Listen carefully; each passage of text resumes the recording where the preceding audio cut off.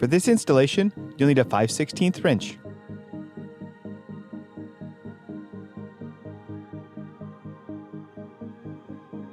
To access the front side marker light, we'll need to remove one 5/16 bolt in the fender liner. You can peel back the liner enough to reach the bulb socket. Turn the socket counterclockwise to remove it. Pull out the incandescent bulb.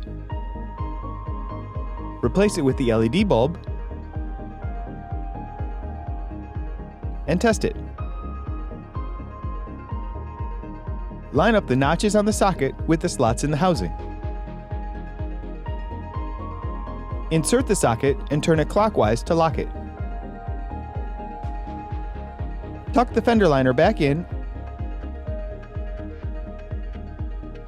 and replace the bolt. We can now repeat those steps on the other side. Remove the 5/16 bolt and peel back the liner. Rotate the socket counterclockwise and remove it. Pull out the incandescent bulb, replace it with the LED, and test it.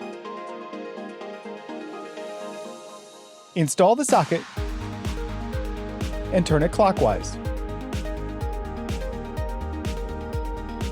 Tuck in the fender liner and replace the bolt.